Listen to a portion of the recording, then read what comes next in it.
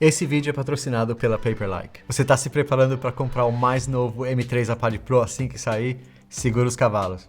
Peraí, essa expressão não funciona no Brasil, meu. Quero dizer, calma lá. Antes de se deixar levar pelo hype do marketing da Apple e pelas reviews pagas aqui no YouTube também, vem comigo nesse vídeo onde eu vou tentar expor as possíveis armadilhas que você pode até não perceber, porque eu mesmo já caí nelas também. E eu vou tentar te ajudar a decidir se o M3 Pro realmente vale a pena para você. Nesse vídeo eu vou te dar a minha percepção baseada na minha experiência, né, com o M1 iPad Pro e o M2 iPad Pro aqui, e também explorar algumas opções potencialmente melhores que você pode não ter considerado ainda. Se você não me conhece, eu sou o Ale, tô aqui na Inglaterra fazendo vídeos de tecnologia, pé no chão, e espero que você goste. Eu voltei, agora é pra ficar. Vamos lá então, o vídeo tá estruturado assim, vamos responder quem realmente precisa do novo iPad Pro, do M3 iPad Pro, spoiler, pode não ser eu. Nós vamos explorar as alternativas e algumas dicas também sobre como configurar o seu iPad Pro para ele ficar mais adequado a você e economizar um bom dinheiro também. Em geral, como evitar de se deixar levar pelo hype da marketing. Quem realmente precisa do M3 iPad Pro? Eu quis começar esse vídeo aqui porque eu perguntei para vocês na minha comunidade e isso me fez perceber algumas coisas. Primeiramente, eu não sou um pro, pelo menos não tão pro quanto eu pensava que era. Existem tantos aplicativos legais por aí que verdadeiros artistas que usam o iPad Pro para produção musical, fazendo modelos em 3D. Tem muita gente que realmente usa o iPad como profissional. A outra coisa que me fez perceber foi que eu não tô sozinho. Muitos de vocês gostam do iPad Pro simplesmente pelo que ele é, mesmo que não precise daquela performance de imediato. Vamos dar uma olhada então em algumas das opções que provavelmente teremos nesses novos iPads. Em termos de opções, o iPad vai ter dois tamanhos diferentes, é claro, mas dessa vez o modelo de 13 polegadas um pouco maior. A gente pode ver algumas dessas dimensões que são esperadas aqui, que são bastante impressionantes do ponto de vista de espessura, especialmente no modelo maior, que vai estar chegando a só 5 milímetros. O iPad agora vai estar chegando a 5 milímetros, o que faz o iPad ser o mais fininho do mercado, ou um dos mais fininhos do mercado. É até mais fino que o Tab S9 Ultra da Samsung. E para te dar uma ideia, o atual iPad Pro, o M2 iPad Pro de 11 polegadas, que é esse aqui, tem mais ou menos 6.4 milímetros. Isso é uma grande mudança. Dá para preocupar um pouquinho se vai dobrar, mas vamos falar a verdade, né? O tamanho da tela, a espessura dele não é realmente a grande novidade aqui. A grande novidade é, claro, a tela OLED, que vai estar chegando agora nos dois modelos de 11 e 13 polegadas. E a outra coisa que está mudando é o posicionamento da câmera. E também ouvi rumores sobre o Dynamic Island vindo pro iPad, que eu vou guardar o que eu realmente penso para quando chegar a minha review mesmo, quando eu tiver com ele na mão. Mas acho que é uma distração em qualquer tela. Já falei isso do meu iPhone também, detesto essa Dynamic Island. Na verdade, eu tô até ignorando os rumores por enquanto, esperando que a Apple realmente encontre uma maneira de abrigar os sensores e qualquer coisa, né, o Face ID, dentro da moldura do iPad mesmo, na borda, né, sem precisar do Dynamic Island. Mas então, depois de você escolher o tamanho da tela, o próximo passo é escolher o armazenamento, a memória. E aí que tá a armadilha. Mas antes de entrar nesse assunto, uma coisa que é certeza que você vai precisar, independentemente do modelo do iPad, pode até ser um modelo anterior, é uma proteção de tela, como a que eu tenho aqui do patrocinador de hoje, Paperlike, que para mim tem a melhor proteção e resolve dois problemas. Essa película mantém a sua tela novinha, e se você está escrevendo bastante no iPad ou usando o Pencil para desenhar bastante, essa película do Paperlike te dá aquela noção de você está escrevendo no papel. E agora a Paperlike tem a versão 2.1 também, o que ainda melhora a sensação de papel sem sacrificar a claridade da tela ou o brilho e não te dá muito reflexo também. A tecnologia da Paperlike agora, da 2.1, é nanodots e é o que faz essa película protetora se destacar mesmo das outras. Eles colocaram esses pontinhos minúsculos, não dá para ver a olho nu, e fazem a Apple Pencil vibrar levemente, não dá para perceber na mão mesmo, mas te dá aquele feedback tátil, de como se você estivesse usando um lápis no papel. Para mim, o que eu tenho adorado é que acabou aquela coisa de ter a tela toda cheia de impressões digitais também, manchas, sabe? Eu adoro a tela do iPad, mas uma coisa que era ruim demais é ter que estar sempre limpando, entendeu? Então essa película ajuda muito com isso. Existem opções mais baratas? Sim, mas essas películas que você acha no Camelô ou no AliExpress, né, não eliminam os reflexos tão bem e não te dão essa mesma sensação de papel. Eles vêm aprimorando há muitos anos e é tão fino quanto um fio de cabelo humano. Então, assim, foi desenvolvido na Suíça e a qualidade é realmente perceptível. E o legal da Paperlike é a garantia também, a garantia de satisfação de 100 dias no AliExpress não rola, né? Para comprar a sua película tem um link na descrição, e se você estiver assistindo na TV é só pausar o vídeo aqui e escanear o código aqui para você. E muito obrigado Paperlike por patrocinar esse vídeo. De volta pro vídeo então, configurando a memória e o armazenamento do iPad. E aqui onde eu cometi vários erros antes nos meus iPads, no iPad Pro, no M2, no M1 e até no antigo, no normal, no iPad Pro, eu me deixei levar pelo hype do marketing e acabei gastando muito mais do que eu precisava. Então é bom ter cuidado, a Apple sempre promete muita coisa. Deixa eu explicar para você como navegar isso, tá? A Apple vai com certeza, eu garanto que eles vão fazer isso. Às vezes vão te forçar a escolher uma opção que tem mais armazenamento às vezes, mas também vem com mais memória que você não precisa. Sim, tem muitas razões para você ter armazenamento local, tem muito a ser dito sobre esse aspecto da conveniência, né? Mas quando a diferença é entre $200 e $600, o que no Brasil vai ser ainda muito maior, não é só converter, né? Tem taxa e mais coisas. Eu acho que a maioria das pessoas vão preferir usar esse dinheiro para comprar acessórios ou até mesmo o SSD externo. Sabe, eu tenho uns aqui como esse da Crucial, X9 Pro, o X10 Pro. X10 Pro é muito pro iPad, não precisa, mas o X9 Pro acho que é um balanço legal, tem 2 TB aqui, é super pequeno, muito conveniente, cabe em qualquer bolso. Eu prefiro muito mais comprar um ou dois desses do que pagar mais caro para armazenamento dentro do iPad. Agora, a memória é interessante. Por mais que, sim, vamos ter opções de memória, a Apple faz aquele esqueminha, como eu disse, né? Não parece nada, mas é uma armadilha mesmo. As opções de memória provavelmente vão começar com 8 GB e irão até 16.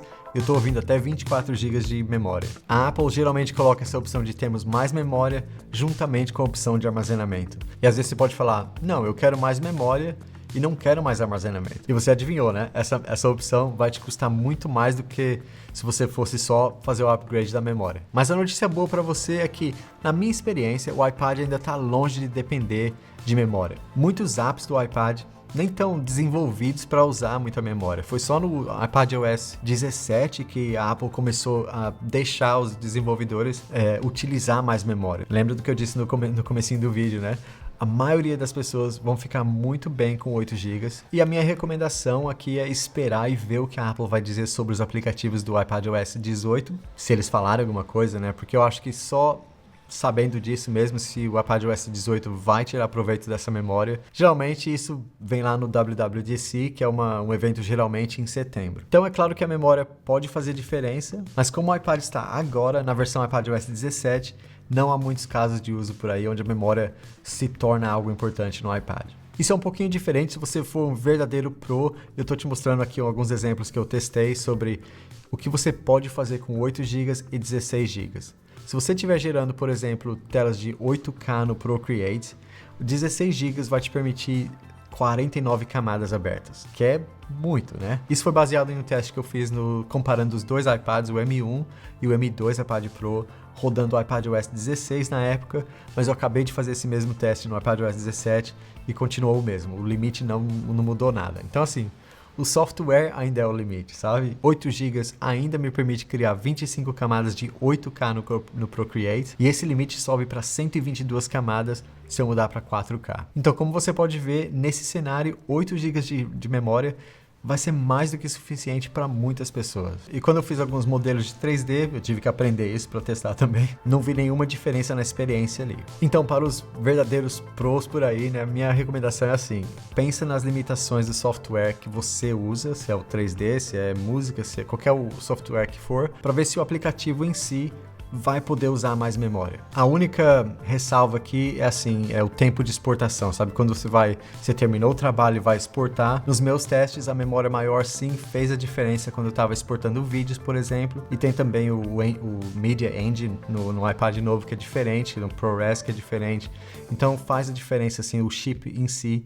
também faz uma diferença ao exportar. Um outro exemplo é fazendo exportação de centenas de imagens em RAW no Lightroom, mas mesmo assim a diferença foi muito pouca. Eu tô falando segundos em vez de minutos. Se bobear, ter um Wi-Fi mais rápido no M2 iPad Pro fez mais diferença, na verdade, quando eu estava usando o Shaper 3D para importar modelos do que tendo o novo chip ou mais memória, entendeu? Foi cerca de 30 segundos mais rápido do que o M1 iPad Pro para carregar um design muito complexo no Shaper 3D, mas com tudo isso dito, eu sei que você pode até pensar, e olha, vou fazer uma confissão aqui, eu já fiz isso várias vezes também. Você vai pensar, tudo que você está falando aqui, Ale, é lógico, é racional, mas eu ainda vou configurar ele no máximo, porque eu não quero fazer um upgrade daqui 1 ou 2 anos, eu quero guardar ele para muito tempo. Eu entendo, respeito isso também, e em muitos casos você pode até estar priorizando mesmo essa longevidade, o que eu não posso ignorar. Mas a única coisa que eu vou te falar é, tenha cuidado, porque no meu caso, o M1 iPad Pro, quando eu comprei com 16 GB, fisicamente ou tecnicamente não podia ser utilizado. 16 GB, eu não achei nenhum aplicativo que ia usar 16 GB. E o iPadOS em si não deixa a gente fazer muito multitarefas, né? Agora deixa com o Stage Manager, dá para fazer 1 ou 2 aplicativos lado a lado, mas vai usar o quê? Menos de 1 GB, 2 GB de memória. Então é só para ter cuidado mesmo, não seja muito frugal com seu dinheiro, né? A Apple vai te dar opções de configuração no iPad Pro que você não vai precisar mesmo. Bom, tá aí. Esse é aquele momento agradável, sabe? Antes de sermos inundados com reviews pagas, né? Como consumidor, eu realmente gosto desse período aqui antes do lançamento do iPad, porque eu sei que tudo que está online agora são rumores, ou em alguns casos são vídeos bem úteis também, que vão tentar me guiar na minha compra, o que é o meu objetivo aqui também. Sabe, a coisa engraçada é que eu tô mais animado com o novo Magic Keyboard, esse acessório do iPad, que pra mim nem precisava ter um upgrade, mas no design novo dele vão deixar a gente guardar o Pencil aqui dentro mesmo, que é muito legal, e a própria Apple Pencil vai ter o Find My habilitado, o que eu agradeço também, porque eu tô sempre perdendo isso, já perdi minha Apple Pencil várias vezes. Então isso eu acho legal. E se você tá gostando desse vídeo, deixa um joinha também, faz toda a diferença, compartilhando esse vídeo com aquele amigo ou amiga que adoram tecnologia e gadgets, realmente me ajudaria bastante a ser descoberto por aí. Outra coisa que eu acho importante ressaltar aqui é que pode haver um bom motivo para muitas pessoas nem mesmo se preocuparem com o iPad Pro, porque sabe qual é o iPad que eu mais uso? Eu uso, na verdade, o Tab S8 Ultra e o S9 Ultra mais do que o iPad, mas quando se trata de iPad, o que eu uso mais é, na verdade, o iPad Air, o M1 iPad Air. E como eu disse, eu tenho usado bastante o Tab S8, o S9 Ultra também da Samsung, e com certeza eu vou fazer algumas comparações deles com os iPads no canal, mas esse ponto que eu fiz sobre o M1 iPad Air, levei algum tempo, anos na verdade, mas uma vez que eu percebi que a maioria das tarefas que eu precisava de um tablet para fazer poderiam ser feitas muito bem com o iPad Air, muito mais barato, mais leve, mais agradável de usar, foi como uma revelação. Então eu parei de desejar que a Apple tornasse o iPad Pro mais capaz, né? E simplesmente comecei a curtir o iPad Pro pelo que ele é. E eu tentei usar aplicativos profissionais nele, até o Final Cut Pro, o Logic Pro, que lançou o ano passado, mas também testei o LumaFusion, o DaVinci Resolve.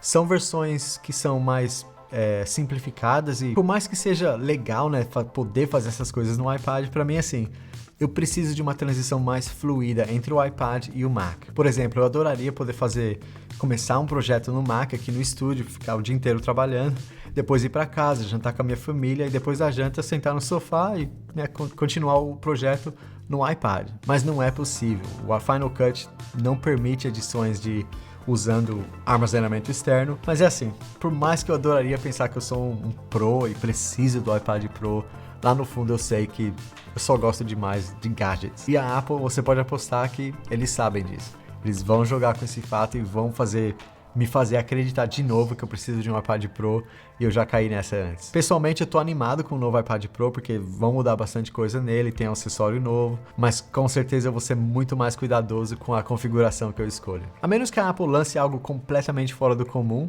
o que até seria legal, mas sim, a menos que isso aconteça, provavelmente eu vou ficar mesmo com o modelo básico de 8 GB ou qualquer que seja o menor de armazenamento também, que para mim vai ser o suficiente. Antes de eu terminar o vídeo, eu queria te trazer a atenção dos nossos amigos aqui do mundo de tecnologia. O Clenion do canal K-Tech está passando por um momento muito difícil e precisa muito do nosso apoio. Eu não o conhecia, mas um de vocês me informou sobre isso recentemente, o que eu até agradeço você por me mandar um e-mail e me informar. Então, se você puder, dar uma olhada lá no vídeo que ele fez, acho que faz 2 semanas, e se você puder ajudar de qualquer forma, ele tem os detalhes lá também. E Clenion, força parceiro, tamo junto, tamo rezando por você aqui. E para você, até a próxima. Até mais.